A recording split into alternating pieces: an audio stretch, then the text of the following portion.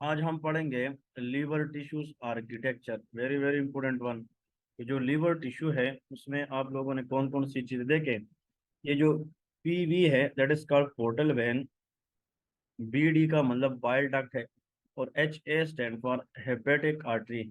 अब ये एक होता है पोर्टल ट्राइएड। देखिए, the functional unit of liver is made up of hexagonally arrange lobule surrounding the central vein with portal triad on the edges. Portal triad मैंने आप लोगों को बता दिया है, इसमें तीन चीजें आती है। If someone ask you what is meant bye portal triad, think about portal vein, hepatic artery, and a bile duct. These three things combined together known as portal triad. And remember the functional unit of liver. Actually अगर हम cell की बात करें कि वो cell जो liver के लिए मेन फंक्शन काम करे, जो मेन फंक्शन के तौर पे काम करे, दैट इज कॉल्ड हेपेटोसाइट्स। ठीक है जी। अब आते हैं the apical surface of hepatocyte faces the bile canaliculi and basolateral surface faces sinusoid। अगर हम यहाँ पे देखते हैं for example, this is the hepatocyte. Hepatocyte के जनाब हमारे पास इस तरह के, अगर हम यहाँ पे उसको इस तरह क्लियर कट ड्रा करें, this is for example hepatocytes. Hepatocyte जो है इसका ये वाला जो पार्ट है, upper part, that is called apical. इसका जो ऊपर पार्ट है एपिकल साइड है, that is faces the bile canaliculi. इस तरह छोटे छोटे डक्ट्स होते हैं जिसके अंदर बाइल फ्लो करता है, दे आर कॉल्ड बाइल केनालिकुलाई। और इसकी जो बेजो लेटरल सरफेस है, नीचे वाला सरफेस है, वैसे बेजो लेटरल तो बाहर का होता है लेटरली, लेकिन नीचे वाले इस डायग्राम के अंदर यहाँ पे डायलेटेड कैपिलरीज है जिनको हम साइनोसाइड्स कहते हैं। तो what is meant bye sinusoid, that is the dilated capillary inside the liver। The most important thing that I want to put in your mind, guys, that is called Kupffer cells। Kupffer cells are the macrophages of the liver।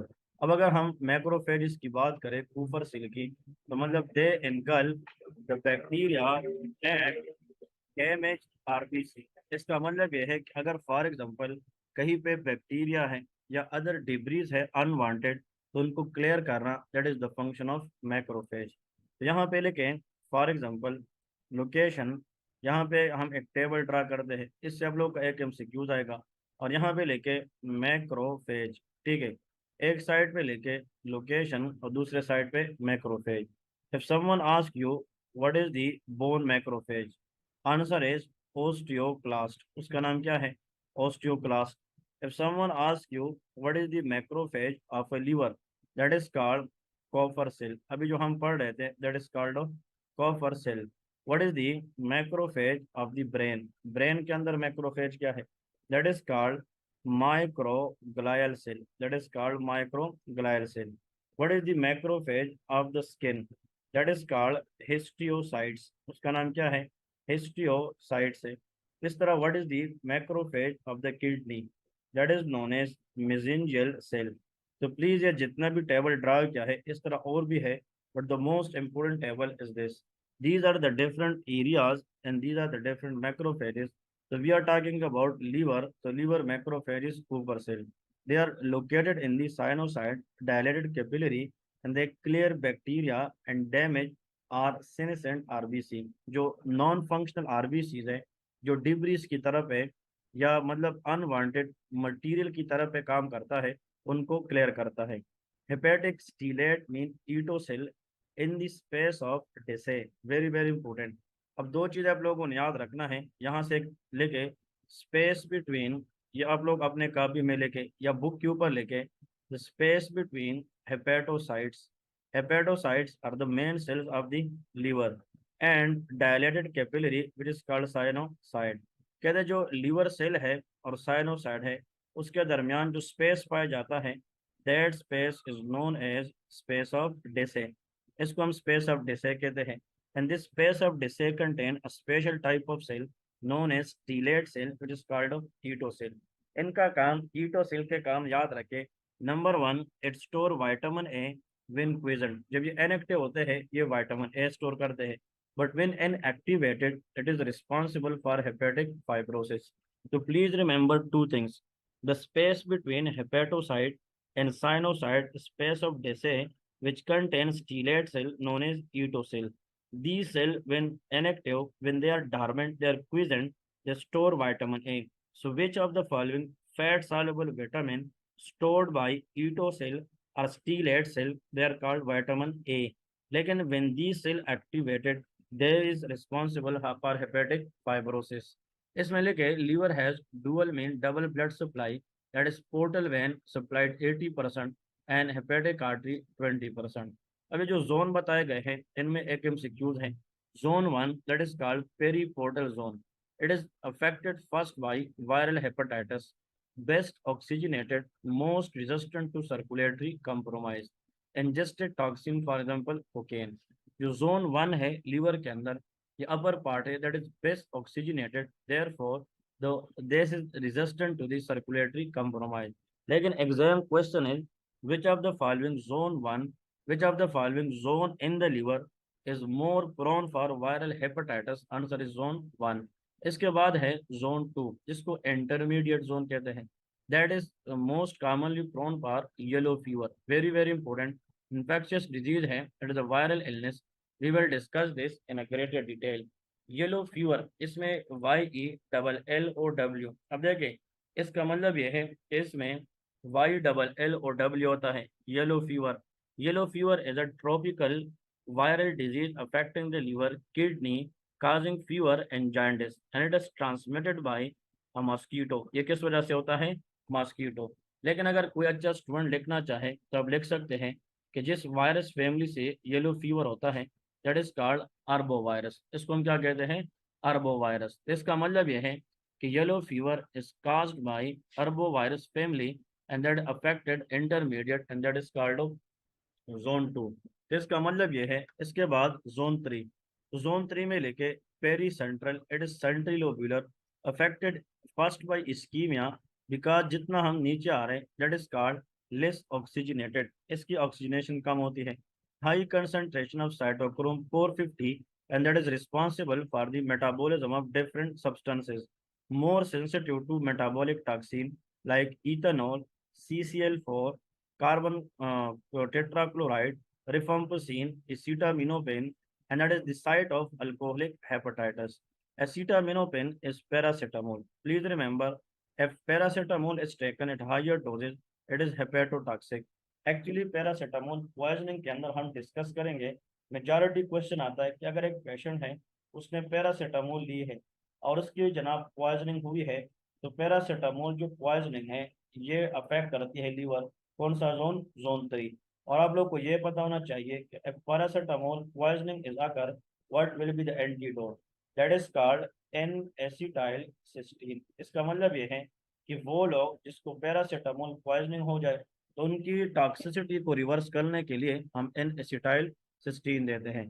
तो zone one that is viral hepatitis, zone three is alcoholic hepatitis. इसमें जो ALT है that is more than AST, और इसमें usually जो AST है that is more than ALT।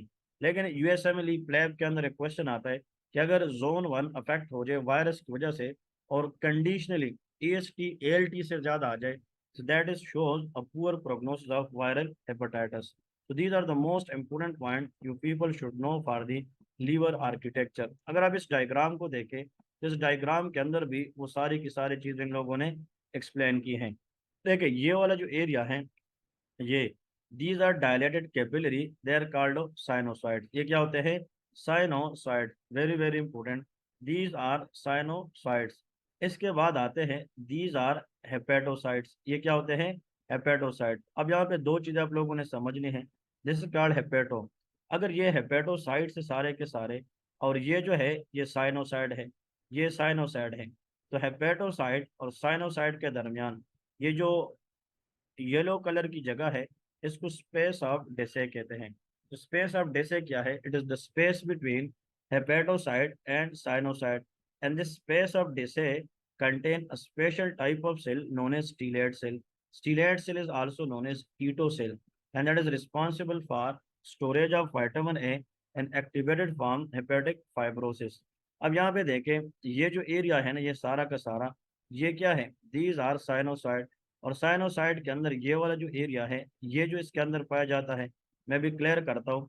ये सारा का सारा ये जो लाइन लेके आ रहा हूँ, दीज आर हेपेटोसाइट्स, ये सारा क्या है, हेपेटो। ये जो है, this is called sinusoid, and this yellow is called space of Disse which contain stellate cell. अब इस साइनोसाइड के अंदर ये वाला जो सेल है, big cell, that is Kupffer cell, which is known as a macrophage of the bone. तो दो MCQs, Cooper cell are present in the sinusoid and stellate cell are present in the space of Disse. अब यहाँ पे देखें, यहाँ पे bile duct tube, branch of portal vein and hepatic artery, this called portal triad. ये क्या होता है, portal triad। अब ये zone 1 है, zone 2 intermediate and zone 3 viral hepatitis, yellow fever and alcoholic hepatitis. So these are the most important point you people must know for the exam point of view. इसके बाद next topic की तरफ हम जाएंगे, very very important as well. अब इस topic के अंदर हम डिस्कस करेंगे, for example this is called the biliary structure, that is called biliary.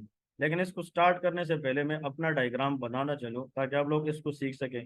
This for example the liver, which is the internal largest organ of the human body. अब this is divided into two lobe by the help of falciform ligament.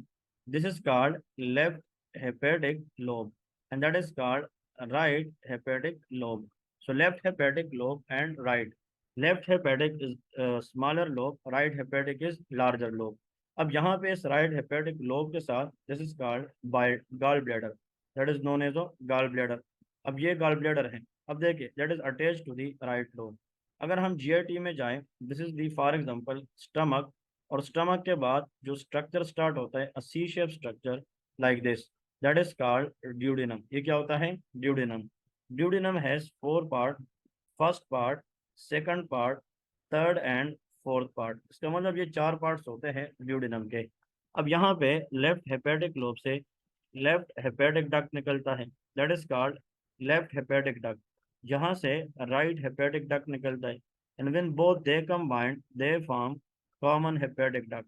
So what is common hepatic duct? It is the union of left hepatic duct with right hepatic duct. और ये दोनों duct जब आपस में मिलके common hepatic बनाता है, तो गॉल ब्लैडर से एक डक्ट आता है, and this duct is known as cystic duct. इस डक्ट का नाम क्या है, that is called cystic duct.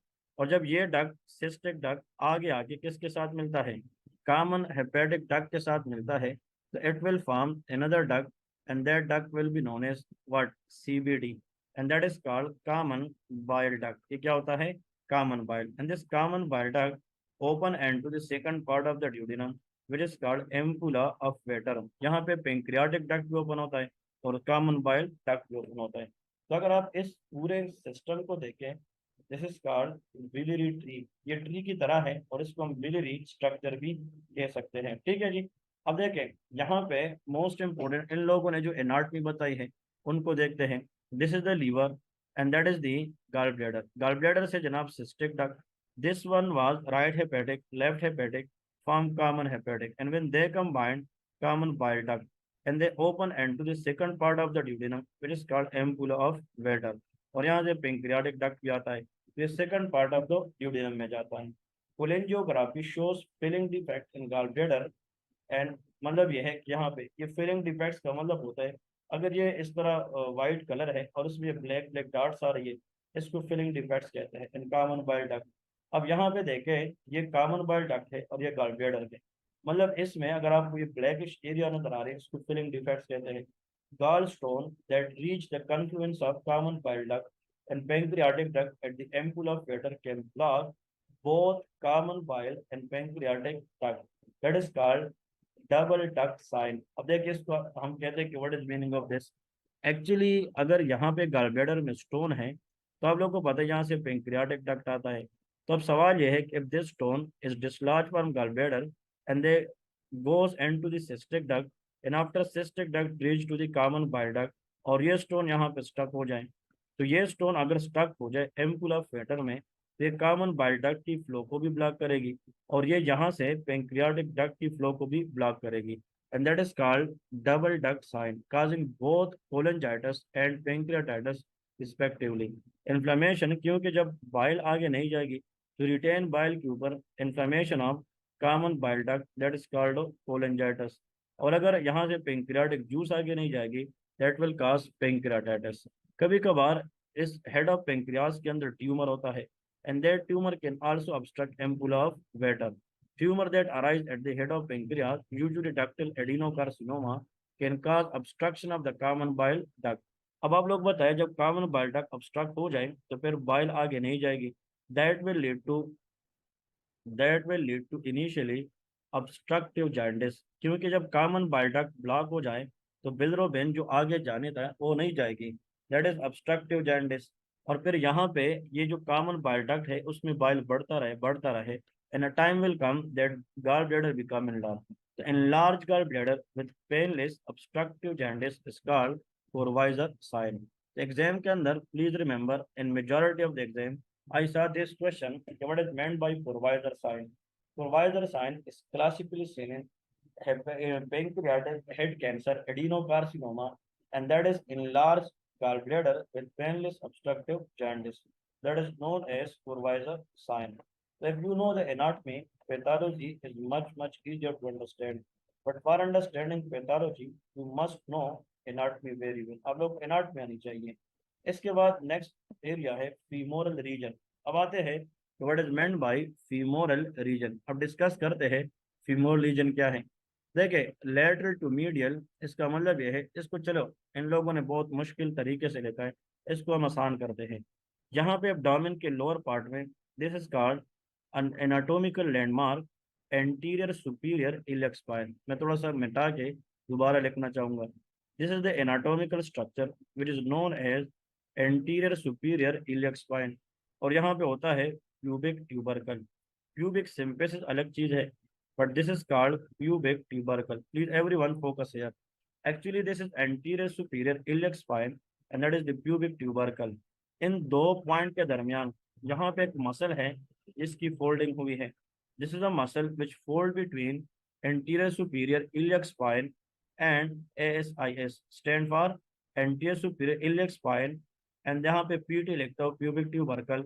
और यहाँ पे एक मसल है जिसकी यहाँ पे फोल्डिंग हुई है, and this folding of the muscle which is occurring between 2 points, that is called ASIS and pubic tubercle. This muscle is called external oblique muscle. That is called external oblique। और external oblique muscle की वो folding जो ASIS और pubic tubercle के दरमियान हुई है, that is called inguinal ligament, जिसको हम पोपर्ट लेगामेंट भी कहते हैं। तो please remember what is meant bye inguinal ligament. It is nothing but it is the folding of external oblique muscle between ASIS and pubic tubercle। यहाँ से इस ASIS से एक मसल आता है। This muscle is called sartorius muscle। That is called of sartorius। So the muscle which come from the ASIS is called sartorius। फिर यहाँ से एक मसल आता है, that muscle is known as, यहाँ पे लेके adductor longus muscle। ये कौन सा है? adductor longus। इस मसल का नाम है adductor longus। तो ऊपर देखें, आप लोगों ने यहाँ से कंफ्यूज नहीं होना। Very very important to understand. This is anterior superior iliac spine। This is pubic tubercle। In between these 2 points there is a folding of a special muscle, external oblique muscle, and that folding aponeurosis is known as inguinal ligament, जिसको हम पोपार्ट ligament भी कहते हैं। फिर यहाँ से SIS से muscle नीचे की तरफ आता है, that is called sartorius muscle. उसका नाम क्या है? sartorius। और एक मसल आप लोग को पता है कहाँ से आ रहे हैं? इस प्यूबिक ट्यूबरकल से, and they joining with each other at 1 point, that is adductor longus muscle. तो फिर इस तरह का एक ट्राइंगल बनता है और इसको हम फीमोरल ट्राइंगल कहते हैं। क्या कहते हैं? Femoral triangle. अब इन लोगों ने तो इसके बॉर्डर नहीं लिखे हैं। अब देखिए, स्नेल एनाटॉमी में लिखा है कि what are the borders of femoral triangle. तो आप लोग ऐसा करें, लिखे SAIL sail. Very very easy. अब यहाँ से अगर हम आएंगे, this is the lateral border, this is the medial border, and that is the base. तो how many borders of femoral triangle a person है? 3। Lateral border, medial border and base. तो देखिए, बाहर से अगर हम आएंगे, as per the lateral border is form by sartorius। अंदर की तरफ आएंगे, medial border is adductor longus, फिर base is form by inguinal ligament. If you know the sail, you will know the boundaries of femoral triangle। फिर से S stand for what? Sartorius muscle, A for adductor longus, IL for inguinal ligament। अब देखिए यहाँ पे जो अब structure हम discuss करेंगे, एक स्ट्रक्चर यहाँ से इस तरह नीचे आती है। अब देखिए मैं इसको थोड़ा सा मिटा के दोबारा यहाँ पर आऊंगा। That is SIS pubic tubercle. This is called the sartorius adductor longus and is the external oblique muscle folding known as inguinal ligament. Now this structure is now femoral triangle. इस femoral triangle के अंदर जो चीज आप लोगों ने समझनी है, यहाँ से एक स्ट्रक्चर इस तरह नीचे की तरफ आती है, फिर इसके साथ एक दूसरा स्ट्रक्चर भी इस तरह आता है, एक और स्ट्रक्चर आता है, फिर इसके साथ ही एक और दूसरा स्ट्रक्चर साथ आता है, इस अनदर स्ट्रक्चर कमिंग डाउन, और एक और यहाँ पे इस ट्राइंगल के अंदर स्ट्रक्चर पड़ी होती है। So how many structures are there? Four. The first structure which come in femoral triangle, that is called femoral nerve. ये क्या है? Femoral. फिर इसके बाद femoral artery, फिर femoral vein. अब ये जो जगह है इसको empty space कहते हैं, empty, और आखिर में lymph nodes होते हैं। So if someone asks you, can you tell me the contents of femoral triangle? Boundaries तो हमने कर लिए कि जो बाहर वाली बाउंड्री है lateral, that is sartorius, अंदर वाली एडक्टर लॉन्गस, और ये जो है इन्ग्वानल लिगामेंट। अब जो स्ट्रक्चर इस ट्राइंगल के अंदर से गुजरेंगे इनको हम कंटेंट्स ऑफ फीमोरल ट्राइंगल कहते हैं। अब सवाल ये है, अब ये जो ASIS है, एंटीरियर सुपीरियर इलियक स्पाइन, और ये प्यूबिक ट्यूबरकल है। अब जो एंटीरियर सुपीरियर इलियक स्पाइन है ये बाहर की तरफ, तो any structure near to this will be lateral. तो ये हम अगर हम इस तरफ जाएंगे, that is lateral to medial. तो लेटरल टू मीडियल में सबसे पहले नर्व आएगी, फीमोरल नर्व, फिर आर्टरी आएगी, फिर इसके बाद वेन आएगा, फिर एम्प्टी स्पेस, और फिर lymphatics. So navel is the mnemonic, how to remember this is easily. if you someone told you when you lateral to medial, जब आप femoral triangle में बाहर से अंदर की तरफ जाएंगे, you will know navel, that is first is nerve, फिर artery, फिर vein, फिर empty space, और आखिर में lymphatics. So these are the contents of femoral triangle. अब सवाल ये है the most important one, अब यहाँ पे एक चीज ये है कि यहाँ पे fascias है, connective tissues, those fascia which surround the contents of femoral triangle, like this, they are surrounded the contents of femoral triangle, they are called femoral sheet. आपके पास हाथ में किताब है, किताब के ऊपर आपने बाइंडिंग की शीट चढ़ा दी, वो फीमोरल शीट है। पहले देखें हमने ट्राइंगल बनाया, ट्राइंगल के अंदर जो लोग थे वो कंटेंट्स थे, फिर कंटेंट्स को मतलब एक इस तरह रेप किया एक स्ट्रक्चर ने, एक फेशिया ने, उसको फीमोरल शीट कहते हैं।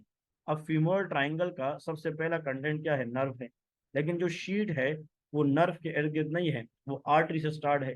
तो femoral sheath is a fascial tube below inguinal ligament, अब लिगामेंट के नीचे, कंटेन फीमोरल वेन, अब ये कहाँ स्टार्ट हुआ है? वेन से, then artery and then canal, then inguinal ligament, but not femoral nerve. Very very important. देखिए anything toward this side that is lateral. तो अगर आप लोगों से मैं ये सवाल करूं कि the what is the lateral most content of femoral triangle, answer will be femoral nerve. वो क्या होगी? Femoral nerve. लेकिन अगर lateral most content of femoral sheet के बारे में पूछा जाए तो वो फीमोरल आर्टरी है, because femoral nerve is not the part of femoral sheet. वो फीमोरल शीट के अंदर नहीं है, क्योंकि नर्व जो है वो बहुत सेंसिटिव है। अगर ये शीट के अंदर आती तो फिर बहुत ज़्यादा मसला क्रिएट होता। अब यहाँ पे डायग्राम के अंदर हम अपना डिस्कस करते हैं। This area is known as ASIS, anterior superior iliac spine. अब इसका नीचे आ जाए तो आप लोग अगर इसके नीचे इस तरह आते हैं तो मतलब यहाँ पे जाके हमारे पास क्या होता है? That is called pubic tubercle. ये प्यूबिक ट्यूबरकल है। अब सवाल ये है, यहाँ से एक मसल स्टार्ट होता है, ये वाला, this muscle is known as, this whole muscle known as, very good, sartorius. इस मसल का नाम क्या है? सार्टोरियस। और ये जो मसल स्टार्ट होता है दैट इज एडक्टर लॉन्गस, ये ऑलरेडी मैंने आप लोग को बताया है। So that is ASIS pubic tubercle. और इस ASIS और प्यूबिक ट्यूबरकल के दरमियान एक्सटर्नल ओब्लिक मसल की एपोन्यूरोसिस है, and that is called inguinal ligament. तो inguinal ligament laterally sartorius and medially adductor longus, they form femoral triangle। अब इस ट्राइंगल के अंदर सबसे बाहर ये नर्व है, फिर इसके बाद आर्टरी है, फिर इसके बाद वेन है, फिर एम्प्टी स्पेस, एंड देन यहाँ पे लिम्फेटिक्स है। लेकिन अगर आप देखें ये वाला, ये जो शीट बनाया गया है ये आर्टरी वेन लिम्फेटिक्स के इर्द गिर्द है, लेकिन इस नर्व के इर्द गिर्द नहीं है। इसका मतलब यह है कि जो फीमोरल शीट है, फीमोरल शीट ये वाला, ये इन तीनों स्ट्रक्चर के बाहर है, artery, when and lymph node, because it is not around the femoral nerve. The femoral nerve is not the part of femoral sheath. Very, very important. So these are the most important point you people should know for the exam. ये हेसलबेक triangle ये हम discuss करेंगे, ये हम hernia में पढ़ेंगे, और inferior epigastric artery which is a very very great importance aspect of the clinical medicine. जब आप लोग पैर हर्निया रिपेयर पढ़ेंगे उसमें इन और हर्निया की टाइप्स पढ़ेंगे, direct indirect hernia, you people must know that time what is the mean by inferior epigastric artery, and this is a very very conceptual point. Inshallah in the next lecture we will discuss this. Okay, thank you so much. Allah Hafiz.